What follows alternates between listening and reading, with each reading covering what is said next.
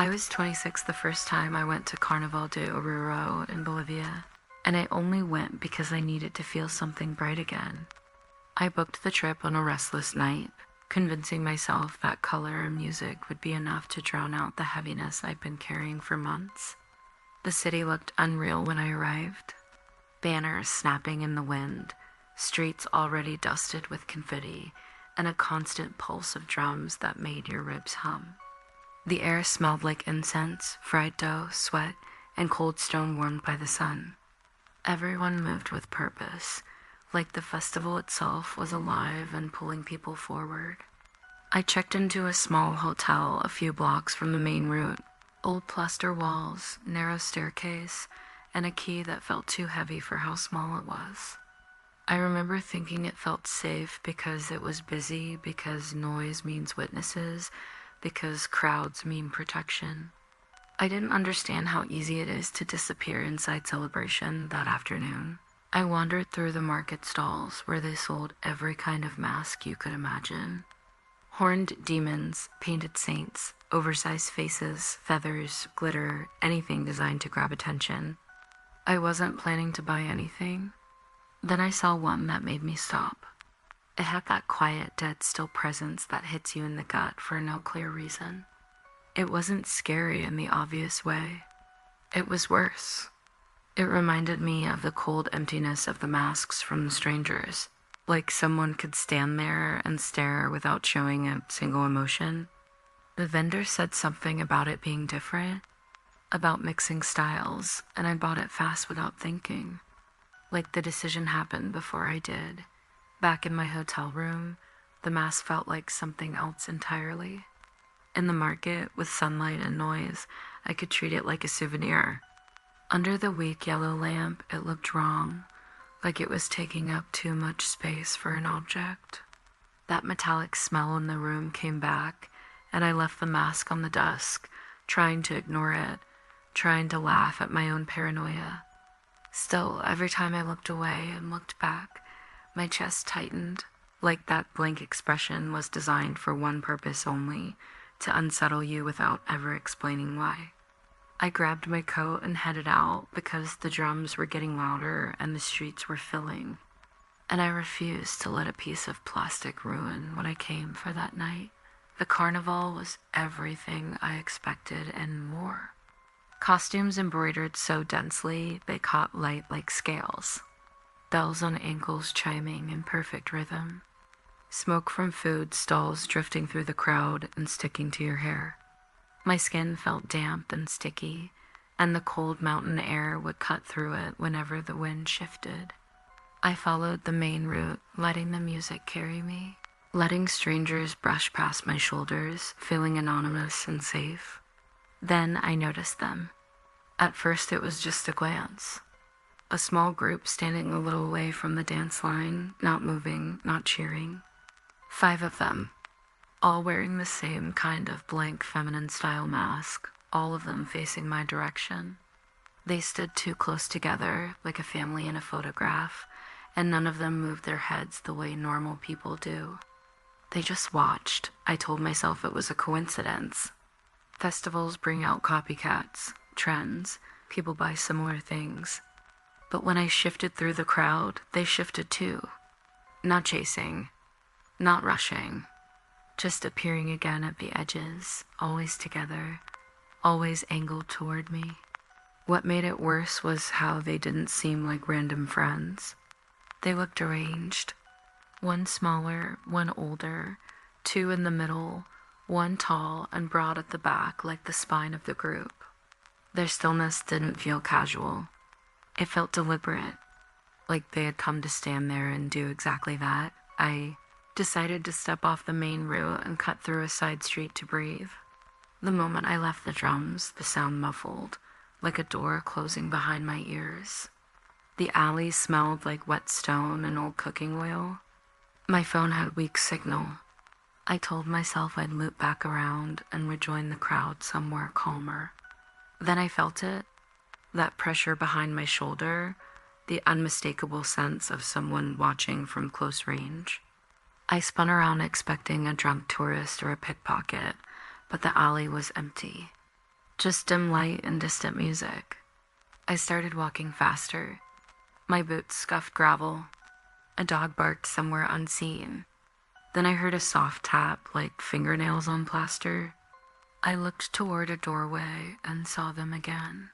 All five, standing in a line where the alley narrowed, too still, too composed for a place that chaotic.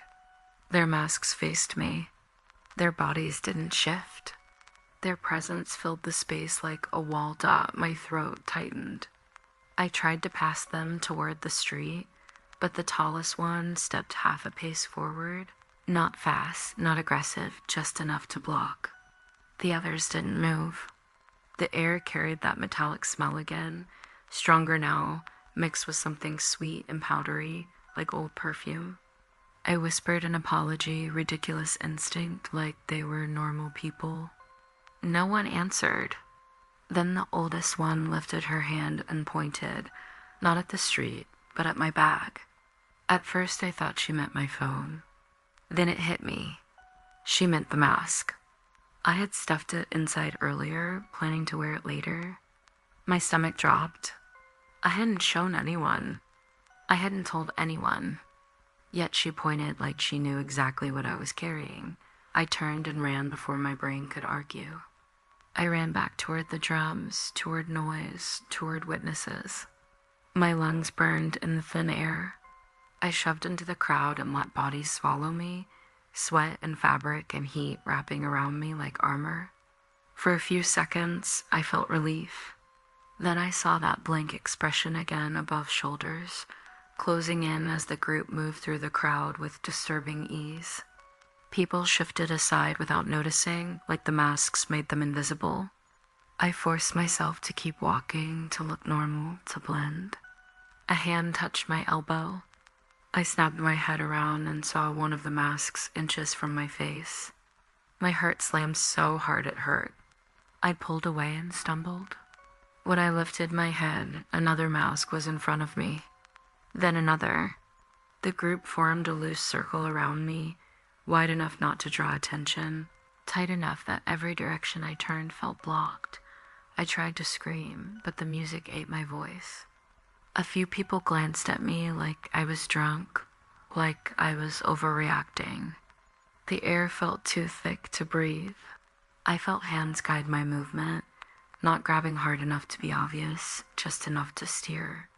They began pulling me away from the main crowd, step by step, toward a darker side street. With every step away from the lights, my fear sharpened. They moved like they knew exactly where they were going. Then, somewhere behind us, glass shattered. Someone shouted. The circle loosened for a fraction of a second as heads turned. I didn't think. My body threw itself sideways and I ran. I ran without looking back. I dove into another crowd, crouched low, got shoved and crushed and suffocated by bodies, but adrenaline kept me moving. I pushed through heat and sweat and noise until I had no idea where I was. I kept changing streets, kept letting music guide me away from silence until my legs started to shake. Eventually, my phone vibrated. A message finally came through. My friends had been searching. We agreed to meet at a station near the route. When I found them, I broke down. I couldn't control it. I told them what happened, and they tried to calm me down, saying it was probably just people messing with me, that I scared myself too much. They joked that I was letting a costume ruin my trip. I tried to explain it wasn't like that. It didn't feel playful. It didn't feel random. It felt planned. The next day, they insisted we go out again, but to calmer areas. I didn't want to. I gave in anyway. At first it felt better. More space, less crush, less noise. I even laughed a little. I almost convinced myself it had been a panic spiral. Then the chill crawled up my spine again. That same warning, sharp and immediate. I scanned faces and saw nothing obvious. No masks, no group. Still my body wanted out. I told them I wasn't in the mood and went back to the hotel alone. The hotel was dark, silent, too silent for Carnival night. The hallway light flickered as I climbed the stairs. Inside my room, the air felt colder than it should have. That metallic smell returned, stronger, like a mouthful of coins. I tried to distract myself by packing, telling myself I'd leave early. As I folded clothes, I heard footsteps in the hallway. Slow, heavy. I called out. No answer. Then came a sound inside the room, not from the door, not from the window. A soft scrape along the wooden bed frame, right beneath the mattress, like fingernails testing the grain. Slow, patient. I backed away from the bed and my hand landed on the desk by instinct. The drawer was slightly open. I froze, staring at it, and the scrape stopped. The silence that followed felt deliberate, like whatever was there had decided to listen back. I forced myself to cross the room and pull the drawer open fully. The mask was gone. My skin went cold. I checked my bag, the bathroom, under the bed. Behind the curtain, nothing. I locked the door, sat on the floor with my back against it, and waited for my friends to return, counting every sound in the building, every pipe creak, every distant laugh in the street. When they finally came back, loud and smiling, the tension snapped like a string. I didn't tell them. I couldn't. We left early the next morning. Outside, the drums were already starting again, distant and steady like a heartbeat. I rolled my suitcase down the sidewalk and tried not to look around. Tried not to let my eyes search for the thing I didn't want to find. I failed. Across the street, near a wall covered in posters, the group stood together. 5 figures, the same blank feminine masks, still as a photograph. The tallest one lifted her hand, not waving, just showing her palm, and my mask hung from her fingers by its strap. Then they turned as one and walked into the crowd, and the crowd swallowed them like they had never existed. I went home that same day. I never told anyone the full story. And even now, years later, there are smells that bring it all back instantly.